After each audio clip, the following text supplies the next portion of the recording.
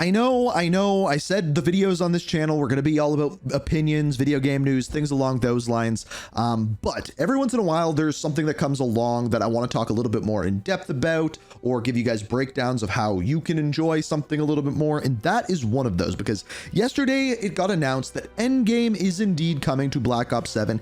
It is a PvE extraction shooter, and I haven't seen a single good video on the internet breaking down what this mode is, what the point of it is, what you can do in it, and anything in between. So yes, we still have 2 other videos coming out today with the news and opinions and all of that. This is a bonus video for you guys. So if you like the bonus video, hit the like buttons. And if your friends want to know what Endgame is, just share this video with them, because we're going to fully break it down. So let's start out with the very beginning. So Endgame's name kind of describes it all. It is the end game. After you've completed the 11 linear missions that are the Black Ops 7 campaign, this mode is then unlocked. That being said, I have a feeling shortly after launch, they will probably unlock this mode for everyone, but for the first little while, that's how things are going to work. Now, at the beginning of the game, you drop in, you wingsuit from the sky. Now, when you drop in, you'll see that you're wingsuiting, and there's several different regions across the map. So this is Avalon. Eventually, this will be in Warzone, and specifically the new Blackout mode coming with Season 2. But as you can see, there are 4 different zones, Zone 1, 2, 3, and 4, which you can see an associated combat rating with it. We'll get to the combat ratings in a second, but just know that the higher tier of zone you go to, the more difficult it will get, so the higher level you will need to be, and we'll get to the unlocks and all of that in a second. Now, as you're dropping in, you will see a bunch of missions. You can see a guild checkpoint, surprise shipment, surveillance control.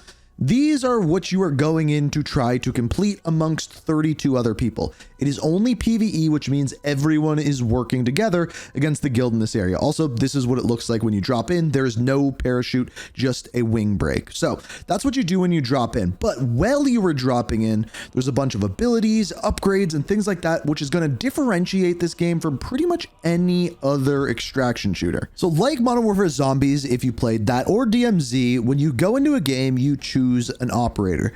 As of right now, they have stated that you can choose between 4 different operators. Now, who you choose is not going to make a difference, so you can play as any of the characters throughout the campaign, or any of the operators that you've unlocked through multiplayer, for example. So you pick one of those 4. There are many things to look at here, but let's start out in the top left with the weapon. So this is essentially a loadout weapon. You can see the level associated with it, and you can see that it is gray in the background. Now, when you go into game, you can upgrade your weapon. Now, they haven't told us yet exactly how that works, but what we do know is that there are different rarities. It goes from green to blue to, I believe, purple, and then yellow or gold being the exotic rarity. So as your weapon gets to a higher rarity, essentially it does more damage. So the higher level of zone you'll be able to go into, but there's much more than that. Now, when you exfil, you'll be able to keep that weapon at whatever rarity you had it in the game, as long as you make it out alive, as well as your combat rating, as you can see up in the top right there,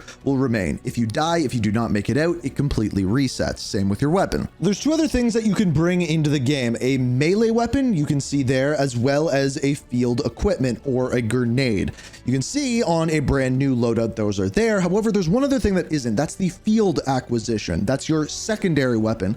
This has to be found or received in game, and then you can bring it out when you exfil. Now, it is unclear at this point whether or not you can also level up this weapon, but I would assume that you can. Now we get into the kind of more confusing things. Off to the right hand side, you can see some upgrades. So starting out, we have the major and minor abilities. Diving first into the major ones, these are basically like your field upgrades. We have the ballistic shield, which is deploy an energy shield that blocks incoming enemy fire. In other words, a bubble shield. Active camo, that one's pretty straightforward. Hand cannon, a weapon that's highly powerful and deals a lot of damage. The crash cart, which instantly revives downed squad mates within a range and provide temporary invulnerability, can be used to self-revive when down. That's incredibly powerful solo.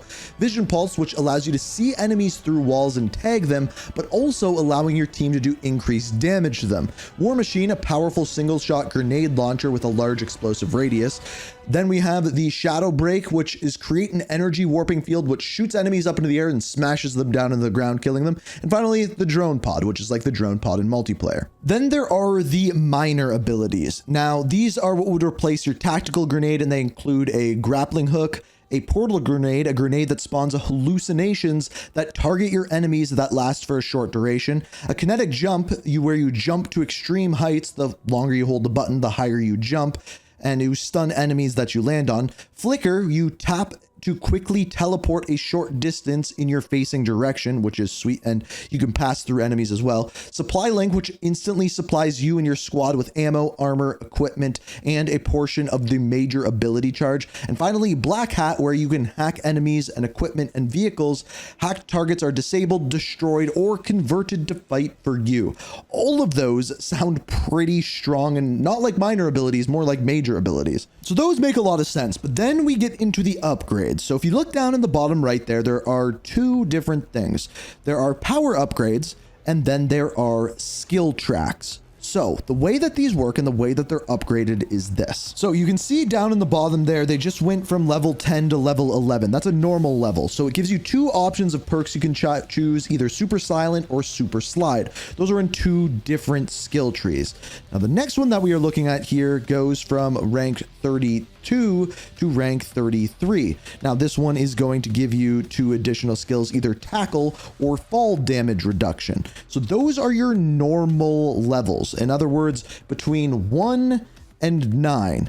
And then there are power levels. This is every 10th level. So for example, from going level 9 to level 10, as you can see, this one gave us damage 1. In other words, a 2 times damage increase. Now this doesn't totally make sense because as you can see here, David Mason is combat rating 14, yet he has 7 power upgrades as if he was level 70 and 20 skill tracks with only being combat rating 14. So either this is wrong, or there are other ways to unlock the upgrades that they didn't tell us, like, for example, completing certain missions. And then there are also some other menus that don't line up as well. As you can see here, there are simply 4 zones that you can actually upgrade, 4 different skill trees. However, we know because of the blog post that there are actually 6 trees to upgrade, but in the image that they showed in the blog post, as you can see at the top, it shows that there's 7 skill trees. So maybe they're hiding something. Maybe there is another one that you can unlock via maybe completing a challenge. There is rumors or leaks that there is a boss at the end of kind of the end game story. So maybe it's done through that. But here are the skill trees that we have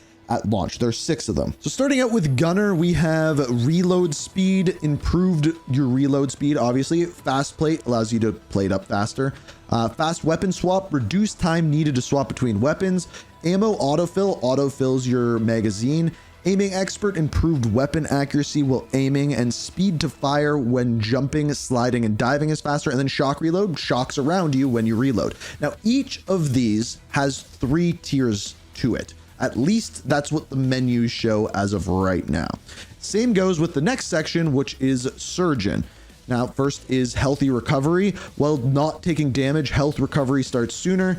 Last stand fighter, longer duration in last stand, and improved movement and weapon ammo to your pistol. Agile handling, fire a weapon while sprinting and walk faster while aiming.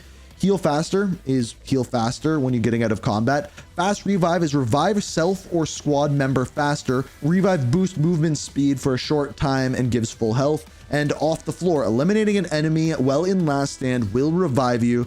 There is a cooldown. So that's obviously very good for solos. Moving to the next section, we have Daredevil. First off, Dive Bomber. Diving aggressively with your wingsuit releases a concussive blast on the ground. Wingsuit Glider, improved handling. Thick Skin, receive less damage from melee attacks. Super Slider, sliding distance and speed increase.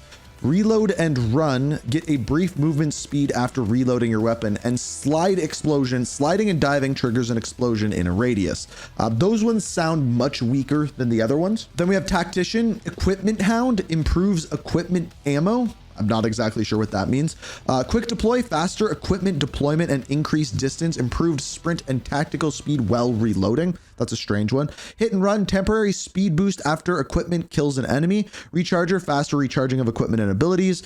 Quick Rounds, back, eliminating 2 enemies in quick succession has a chance of returning 2 rounds to your magazine. That's another odd one. And then Pinata, eliminating an enemy has a chance to spawn a live piece of equipment. So in other words, like a grenade or something along those lines. That's kind of an interesting one. Berserker, we have fast weapon fire, increase the fire rate, kills regen armor. That one is really good. Crit chain speed boost, temporarily increase your speed after getting several consecutive critical kills. Endurance sprinter, reload while tack sprinting, tack duration and sprint to fire time improved. Fall damage reduction and fall explosion. The first 4 there I think are pretty darn good. And then we have bulldozer, armor regen, regenerate 1 armor plate if damaged or if all armor slots are empty. Point blank damage bonus to shooting an enemy at point blank range. Adrenaline rush, deal bonus damage while health is low. Revival protection is self-revive or revived players will take reduced damage for a short time. Explosive resistance, reduced damage from explosives. And then tackle, fear and soldiers are knocked down while sliding, diving, or tack sprinting. So again, those are the 6 sections, though it appears as though there might be 7 eventually. So again, if you look at the loadout screen, the thing that you can see down in the bottom right is that it looks as though you can only use 4 different skill tracks at a given time. But again, this could just be early on. Maybe you can use all 6 or potentially 7 of them down the road. It also appears as though there's going to be other ways other than leveling up to potentially get skills as well. So they didn't answer that in the blog post, so we don't have an answer for now, but maybe just some of the mysteries that we're going to find out at launch. Speaking of which, they also told us that mysteries like intel, like little Easter eggs that you can find around Avalon, will all be in there at launch. And the question of, are we going to have cutscenes? Is there going to be story? Is there going to be additions in the seasons?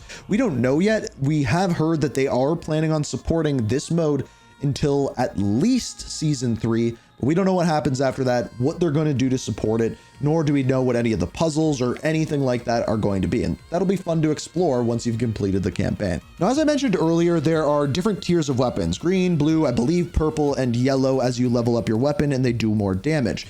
In the trophies for Black Ops 7, it also states that there is exotic weapons. I don't know whether that's referring to a yellow or golden weapon, or whether that's like a completely different weapon, like a ray gun, for example, that we can potentially find in the world. We won't know until the game's actually out. The other thing that they mentioned in the dev talk is that when you complete missions in game, you are given, and your squad is given, a reward. And they show you that you can choose between 2 different rewards. The example that they gave us is between a self-revive and a C4, obviously the self-revive being better. The question is, though, is what else can you get as these rewards? Is there things to give you more perks? Is there things to level up your damage, power upgrades? We don't know what else you can receive, nor do we know everything that we can exfil with. We know our weapons come with us. We know our combat ranking comes with us. But for example, does a self-revive come with us as well? Kind of like zombies? I don't think it does, but we don't know as of yet. So the final thing that I will leave off with here is, yes, there's still a lot of mysteries that we have to uncover. Like, for example, how were those soldiers on top of an airplane? But on top of all of that, there's certain things that I want to learn. It seems as though they've taken the extraction shooter genre, combined it with like the Modern Warfare zombies, PvE style looter shooter, and then added roguelike elements where every time you create a new operator, there's a little bit of RNG between whether you have to choose from one perk or another, and you might not have an opportunity to choose some perks whatsoever. So it's a roguelike extraction shooter, looter shooter, all in one that has a camo grind, weapon camo or weapon level grind, as well as you can level up your player as well, which to me sounds like it's going to be pretty interesting and pretty fun, mixed with like Easter eggs and all of that kind of jazz as well. So we will see. I'm interested to see whether or not there's cutscenes, whether or not there's additional story. And of course, if there is, we'll break any of that down. So yeah, a different type of video here for Ink TV. But if you enjoyed it, please hit the like button. And we're still trying to get to 100,000 subscribers. So make sure you subscribe and turn notifications on. There's going to be a lot coming when it comes to Call of Duty. So do the thing, hit the buttons. And until next time, peace.